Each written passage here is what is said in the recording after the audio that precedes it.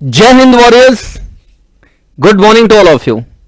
चलो बेटा, आज का सेशन हम लोग स्टार्ट करते हैं और वन बाय वन डिस्कशन शुरू करते हैं। जैसा आप जान पा रहे होंगे, यहां पर थंबनेल से ही पता चल रहा है कि भाई आज आपका मॉक टेस्ट होने वाला है। और आपको पता है जब जब मैं मॉक टेस्ट लेकर के आता हूं तो सेशन बेहतरीन होता है, क्योंकि क्वेश्चन वहां से फंसते हैं। तो एक बार सभी लोग जाकर के सेशन को अच्छे से जाकर के शेयर कर दीजिए। एक भी बच्चा छूटा तो सुरक्षा चक्र टूटा। तो भैया सेशन को सभी लोगों को शेयर करना है, एक एक बच्चे तक इस सेशन को पहुंचाना है, क्योंकि मुझे पूरे भारत को जोड़ना है इस सेशन के माध्यम से। एक भी बच्चा छूटना नहीं चाहिए, क्योंकि आपकी मेहनत और हमारी मेहनत रंग लेकर के आएगी। ये विश्वास है मुझे भी और तुम्हें भी। तुम्हारे ऊपर तुमसे ज्यादा मुझे विश्वास है। तो फिर बिना देर किए हुए सेशन की हम शुरुआत करते हैं। पूरा एकदम एग्जाम के लेवल का अप टू डेट आपको यहां पर सेशन में क्वेश्चंस मिलने वाले हैं। तो अच्छे क्वेश्चन मिलेंगे। सभी लोग जाकर के एक बार सेशन को शेयर करो और लाइक्स की संख्या थोड़ी सी बढ़ाओ और हम लोग इधर स्टार्ट करते हैं सेशन को। तो क्वेश्चन नंबर फर्स्ट हमारे सामने आ चुका है। आज पोल की व्यवस्था नहीं हो पा रही है, क्योंकि हमारा जो पोल है आज उसमें कुछ गड़बड़ी हो गई है। तो सभी बच्चे जो है सीधा आंसर करेंगे। करना क्या है भाई? करना यह है कि कॉपी पेन लेकर के बैठ जाना है। ऐसे उसमें 3 कॉलम बनाने हैं और 3 कॉलम बनाने के बाद में यहां पर लिखना है क्वेश्चन नंबर, और इसका में एक दूसरा कॉलम बनाना है, उसमें लिखना है माई आंसर और यहां पर लिखना है करेक्ट आंसर। तो ऐसे बना करके लिखोगे। आज का जो हमारा पासिंग मार्क्स रहने वाला है, पहले ही पूरी बात सुनो, पहले ही आंसर मत करने लग जाओ। आज का जो हमारा पासिंग मार्क्स रहने वाला है इस सेशन के लिए वो है 7 नंबर। अगर 7 मार्क्स लेकर के आ रहे हो तो आज का हमारा ये कट ऑफ है। हमारी आज की जो है कट ऑफ 7 मार्क्स की है। तो इसको सभी लोगों को कोशिश करना है कि इसको क्रॉस करना है।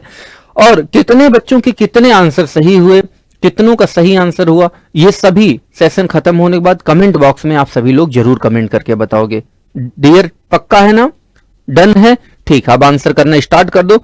आपको हर क्वेश्चन के लिए मैं यहां पर आप लोगों को हर क्वेश्चन के लिए मैं यहां पर जो है 30 सेकेंड्स देना शुरू करूंगा। ठीक है, तो सभी बच्चे इसमें आंसर करना स्टार्ट कर दो। हर क्वेश्चन के लिए आपके पास में 30 सेकेंड है। सभी बच्चे आंसर करो। लिखा है choose the correct synonym for the word obdurate. बताओ बेटा, सभी बच्चे इसमें आंसर करना स्टार्ट कर दो फास्ट। लिखा है पहला ट्रैक्टेबल, एफेमेरल, इंट्रैक्टेबल और यील्डिंग। थोड़ा सा फास्ट आंसर करोगे तो आप लोगों को आनंद आएगा, क्योंकि आज का जो हमारा सेशन है वो थोड़ा सा जबरदस्त होने वाला है। सभी बच्चे आंसर करो। सिनोनिम सभी बच्चों को आंसर करना है। सभी बच्चों को सिनोनिम बेटा आंसर करना है। बताओ भाई, 30 सेकेंड आपके हो चुके हैं।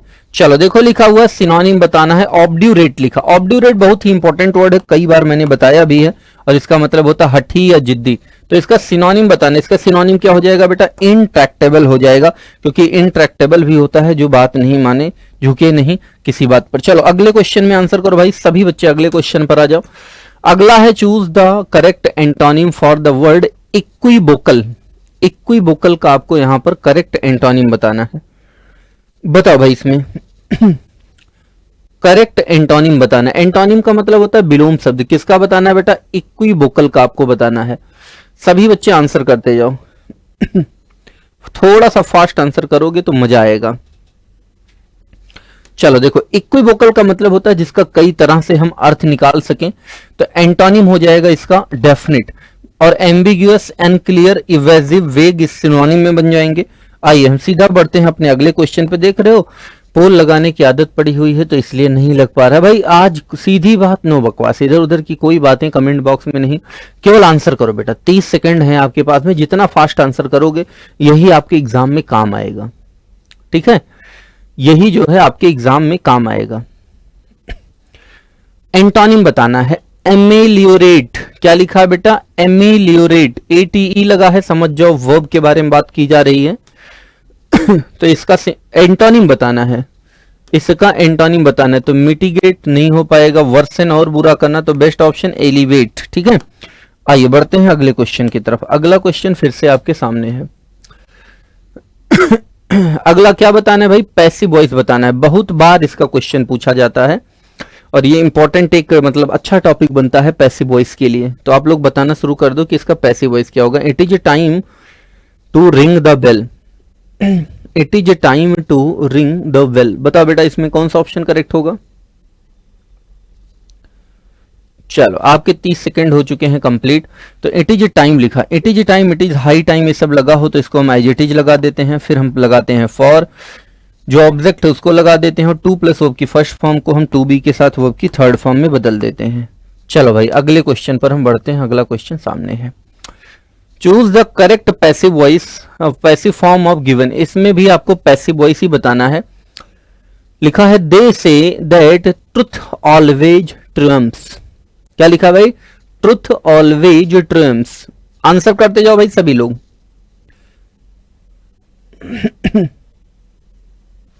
सभी बच्चे इसमें आंसर करते हुए जाएं।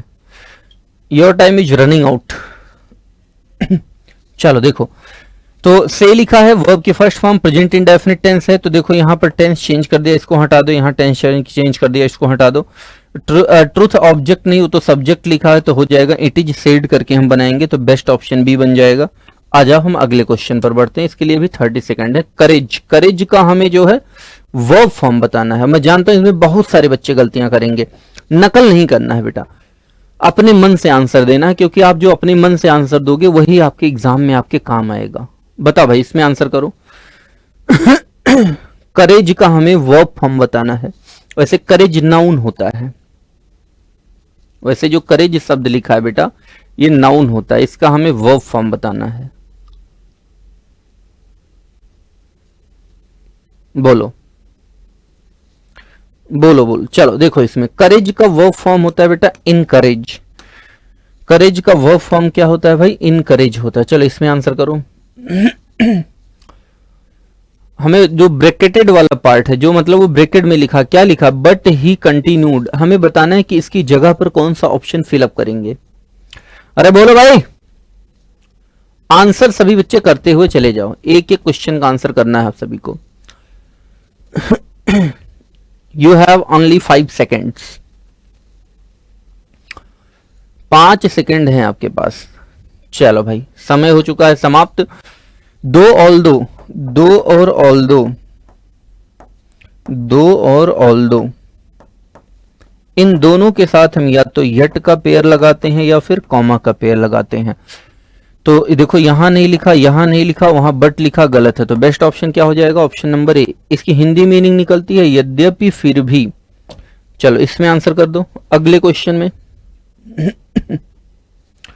अगला है the manager is responsible blank this project. देखो प्रीपोजिशन, एक क्वेश्चन डन है हर एग्जाम में, एक क्वेश्चन बेटा प्रीपोजिशन का आएगा ही आएगा। तो आप सभी बच्चे जो है प्रीपोजिशन याद करते रहो, चाहे ऑनलाइन के बच्चे हो चाहे ऑफलाइन के बच्चे हो। मैंने जो भी शीट वगैरह अपलोड करवाई है वो सभी बच्चे ध्यान से, आप लोगों ने जहां से भी पढ़ाई लिखाई की है, आपको जो भी शीट फिक्स प्रीपोजिशन वगैरह की वहां से प्रोवाइड की गई उसको जरूर आप सभी बच्चे जो है याद करते रहो।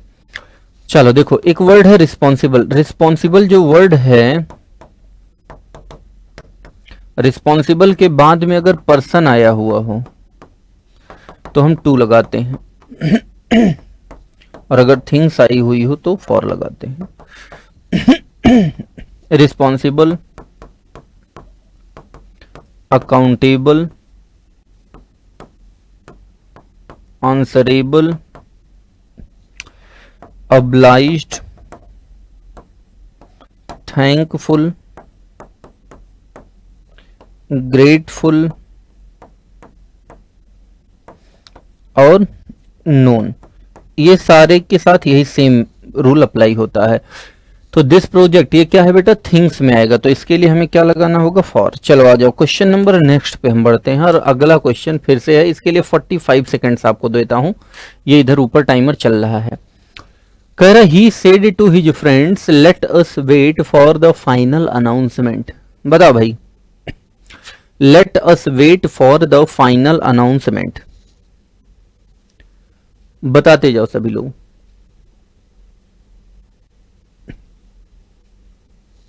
बोलो बोलो, सभी बच्चे जो है आंसर करते जाओ। तो लेटस से अगर स्टार्ट हो तो हमें क्या चाहिए भाई, हम ऑर्डर्ड नहीं लिखते, प्रपोज्ड लिखते हैं या सजेस्टेड लिखते हैं। तो ये तीनों ऑप्शन वैसे कैंसिल हो जाएंगे और इसके साथ टू भी लगाते हैं, कॉमा इनवर्टेड कॉमा हटा तो हम यहाँ पर दैट लगाएंगे और साथ ही साथ मैंने आपको बताया है वी या दे लगाएंगे, मॉडल ऑफ शुड लगाएंगे, तो बाकी सब सही है। Option number B will be the right option.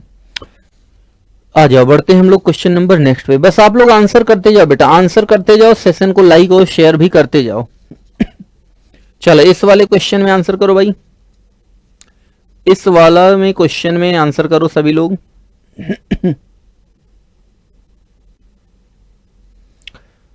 इस क्वेश्चन में आंसर कीजिए सभी लोग, बताओ। हाँ मैं साइड हो जा रहा हूं, परेशान मत हो, पूरा क्वेश्चन देखिएगा। The teacher said to the boy, "Do not make a noise in the library." अब ये एक प्रकार का ऑर्डर है, तो आओ चेक करते हैं। अब देखो ऑर्डर्ड से भी बनाएंगे हम इसको और फॉरबेड से भी बना सकते हैं। फॉरबेड मतलब मना करना, लेकिन रिक्वेस्टेड नहीं होगा, तो ये हटा दो। अब ordered the boy, forbade the boy, ordered the boy. अच्छा हमें पता है फॉरबेड ऑलरेडी एक नेगेटिव वर्ड है, तो इसके साथ नॉट नहीं लगाएंगे, तो ये दो ऑप्शन हमारे कैंसिल हो गए। समझ में आया? The teacher ordered the boy, the teacher forbade the boy. अब यहाँ टू नॉट मेक, देखो बेटा नॉट का प्रयोग हमेशा टू से पहले करते हैं, तो टू नॉट मेक नहीं बल्कि नॉट टू मेक होना चाहिए। ठीक, आ जाओ बढ़ते हैं अगले वाले क्वेश्चन पे। चलो इस वाले क्वेश्चन में आंसर करो भाई, बताओ। The political volunteers went door to door. Volunteer मतलब होता है स्वैच्छिक, जो अपनी इच्छा से कोई काम करते हैं। तो लिखा the political volunteer went door to door to blank the neighbourhood for votes before the election. बोलो बेटा, बिफोर द इलेक्शन। आंसर करते जाओ सभी बच्चे, 10 सेकेंड और हैं आपके पास में, आप लोगों के पास 10 सेकेंड और हैं। चलो देखो इसमें, तो यहां पर बेस्ट ऑप्शन क्या हो जाएगा बेटा, ऑप्शन नंबर बी। देखो टू के साथ हमेशा वर्ब की कौन सी फॉर्म आती है बेटा, टू के साथ हमेशा वर्ब की फर्स्ट फॉर्म आती है। क्या आती है भाई, फर्स्ट फॉर्म। और इस कैनवस मतलब होता है वोट मांगना, और इस कैनवस मतलब होता है मोटा कपड़ा। ठीक है, तो मोटा कपड़ा नहीं, वोट मांगने जाएंगे ना पॉलिटिकल वॉलेंटियर, मोटा कपड़ा का कोई सेंस नहीं है। चलो इसमें आंसर करो बेटा, अगले क्वेश्चन पर आ जाओ, आंसर करो सभी बच्चे। हाँ आंसर करते जाओ, बात मत करो।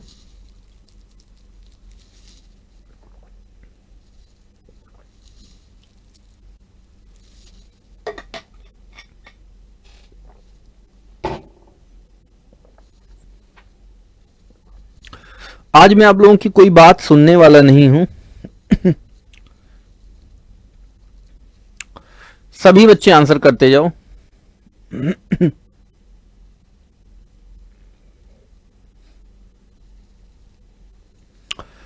The physician strongly recommended that the patient takes a week off from work to recover fully। तो यहां पर देखो सेंटेंस की शुरुआत पास्ट से हुई है, तो आगे भी पास्ट में होना चाहिए। तो हमें यहां पर क्या लिखना होगा बेटा, टुक लिखना होगा। अच्छा और मजेदार बात बताऊं, आप चाहो तो टेक भी लिख सकते हो, लेकिन वो थोड़ा सा आपके लिए हो सकता है समझने को लेकर परेशानी हो, लेकिन आप चाहो तो यहाँ पर टेक भी लिख सकते हो और टेक भी करेक्ट ऑप्शन होगा। ठीक है, क्योंकि ये जाता है एक मूड नाम का टॉपिक होता है उसमें, तो वो भी रिकमेंडेड है, ऑर्डर्ड के साथ, सजेस्टेड के साथ भी लगाते हैं, इंसिस्टेड के साथ भी लगाते हैं। तो आप चाहो केवल वर्ब की फर्स्ट फॉर्म भी लगा सकते हो। चलो आ जाओ क्वेश्चन नंबर नेक्स्ट पर बढ़ते हैं और इसमें आंसर करना स्टार्ट करो। The breathtaking scenery of Kashmir is far more beautiful than Switzerland. बताओ भाई इसमें आंसर करो। कह रहा the breathtaking scenery of Kashmir is far more beautiful than Switzerland, मतलब बहुत ज्यादा ब्यूटीफुल है स्विट्जरलैंड की अपेक्षा। तो देखो ये जो सेंटेंस लिखा है बहुत ही मजेदार सेंटेंस है, बहुत सारे बच्चे इसमें गलतियां करते हैं। चलो 5 सेकंड और है, आंसर करो फिर मैं समझाता हूं।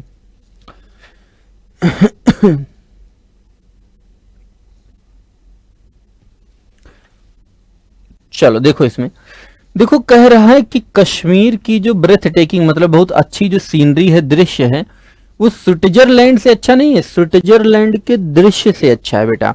तो उसके लिए हमें यहाँ पर या तो स्विट्जरलैंड लिख दें, या तो फिर हमें यहाँ पर क्या लिखना होगा, दैट ऑफ लिखना होगा। तो कुल मिला के ऑप्शन नंबर सी में एरर बनेगा। चलो आ जाओ अगले क्वेश्चन पर, इसमें आंसर करो। After a lengthy and complex investigation, the detective finally managed to blank mystery of the missing painting. तो मैनेज टू कहीं भी लिखा हो, ये कुड का सेंस देता है। थोड़ा सा आपको हिंट दे देता हूं आप लोगों को, अब थोड़ा सा आप लोग जो है बेहतर सॉल्व कर सकोगे। मैनेज टू जो है बेटा ये कुड का सेंस देता है, तो आप चाहो तो यहां पर सॉल्व भी कर सकते हो इसको, थोड़ा सा आप लोग हिंट इसमें ले सकते हो। आंसर करना स्टार्ट कर दो। Manage to blank the mystery of, तो उसमें कुछ निष्कर्ष निकाल सके थे या कुछ ऐसा कर सके थे, ये हमें बताना है इसमें। तो देखो ऑप्शन क्या लिखा है भाई, पहला लिखा clear up, clear out, clear of. तो मिस्ट्री का क्या निकालेंगे, कुछ सॉल्यूशन निकालेंगे, तो उसके लिए हमें क्या लिखना होगा भाई, क्लियर अप लिखना होगा। और अब आ चुका है इसके बाद में पैसेज। पैसेज चलो पहले क्वेश्चन पढ़ लो। What is the primary teaching of stoicism, stoic word से स्टोइसिज्म बना है। According to the passage, according to the stoic philosophy what do humans have absolute control over. अगला, हाउ डू मॉडर्न प्रैक्टिशनर, जो modern practitioner है primarily use stoic principle today, अब कैसे use करते हैं। Which phrase best describe the stoic approach to uncontrollable external event. तो ये सारे के सारे हमारे क्वेश्चन है। प्यारा सा पैसेज हमारे सामने लिखा है। इस पूरे पैसेज को मैं पढ़ने के लिए आप सभी को 3 मिनट का समय दे रहा हूं, और सभी बच्चे जो है इसको पढ़ोगे। 3 मिनट का समय है आपके पास। जो बच्चे एक बार में पढ़ लें वो दोबारा पढ़ेंगे, जो दोबारा पढ़ लें वो तीसरी बार पढ़ेंगे। बट इस पूरे 3 मिनट का आप सभी लोगों को सदुपयोग करना है, और कोई भी बच्चा बैठा नहीं रहेगा, ठीक है। फटाफट सभी बच्चे आंसर करो, क्वेश्चन में पहले ही पढ़ा दिया हूं, ठीक है। फास्ट आंसर करो।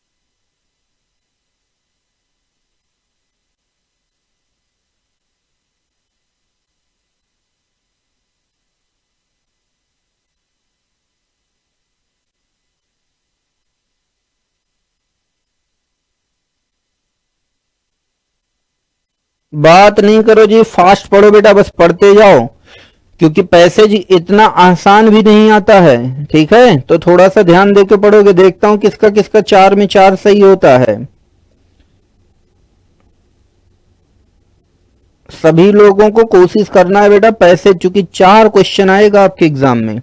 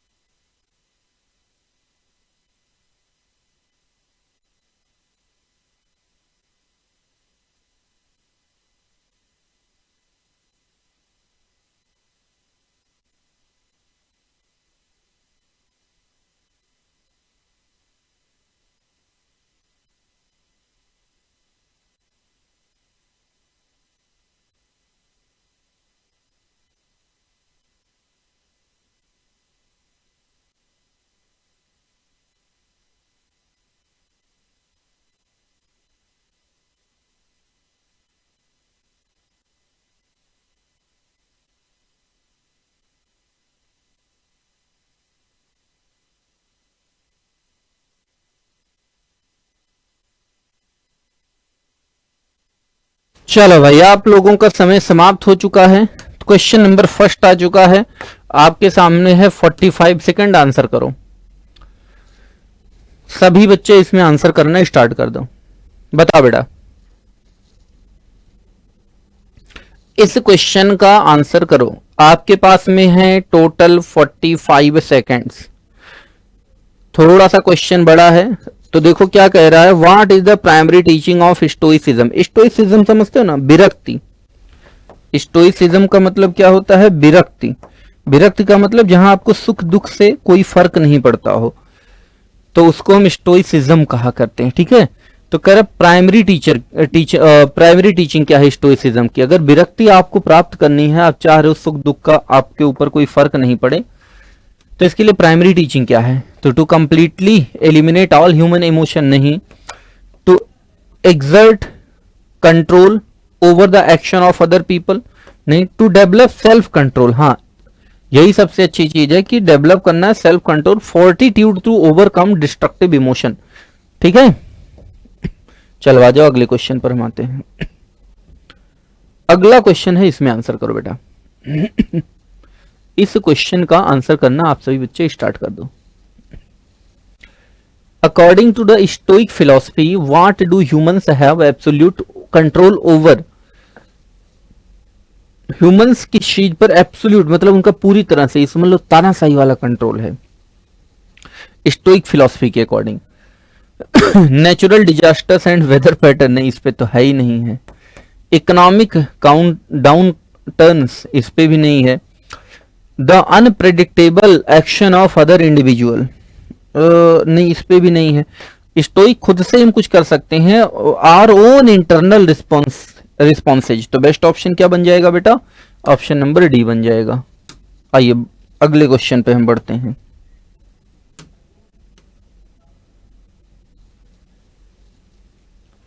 इसमें बताओ, how do modern practitioners primarily use stoic principles today? जो मॉडर्न प्रैक्टिशनर हैं, मतलब जो इसको फॉलो करते हैं, वो प्राइमरली यूज, जो कैसे मॉडर्न प्रैक्टिशनर इसको यूज करते हैं, इसके सिद्धांतों को बताओ बेटा। लिखते जाओ, अभी जब सेशन खत्म हो जाएगा तब कमेंट करना।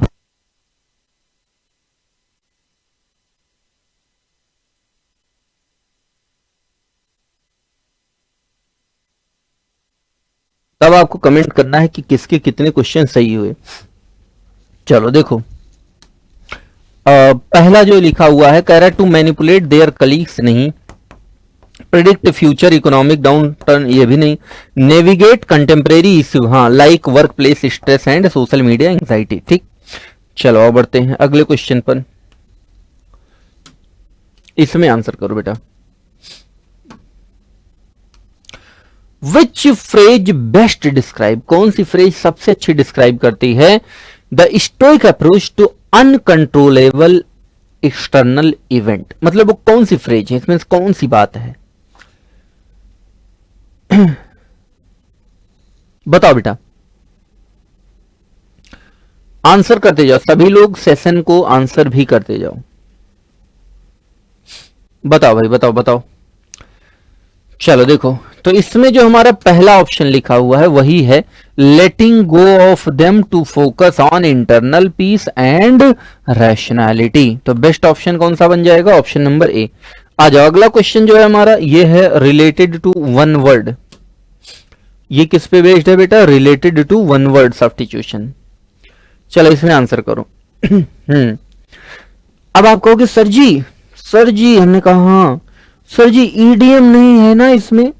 हाँ देखो, पिछली बार ईडीएम किसी सेट में भी आप देखोगे ईडीएम पूछे नहीं गया था, तो कहीं कहीं पूछेगा, कहीं कहीं नहीं पूछेगा। तो आप लोगों को मॉक टेस्ट प्रॉपर लगाते हुए चलना है, मन लगा करके। ठीक है। चलो देखो, लिखा है a person who is unfairly blamed, मतलब गलत तरीके से इल्जाम लगाया गया, फॉर रॉन्ग डूइंग, गलत करने का, गलती करने का, या दूसरों की गलतियों का। तो वही बलि का बकरा होता है। क्या होता है भाई? बलि का बकरा। इंग्लिश में क्या कहते हैं उसको? स्किप गोट कहते हैं।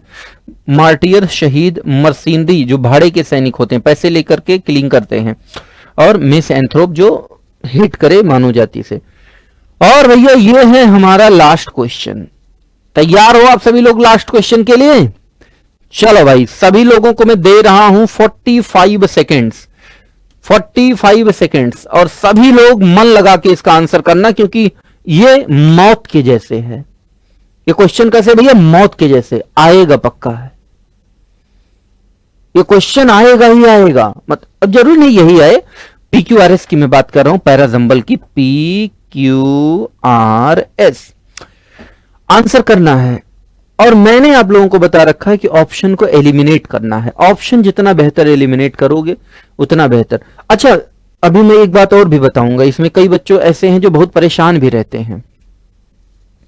चलो आ जाओ, 30 सेकेंड हो चुका है, मैं आप लोगों को आंसर बताता हूं। देखो, ये जो क्वेश्चन हमारे सामने लिखा हुआ है बेटा, इसमें हम ऑप्शन को सॉल्व करते हैं, ऑप्शन से सॉल्व करते हैं, एलिमिनेशन से।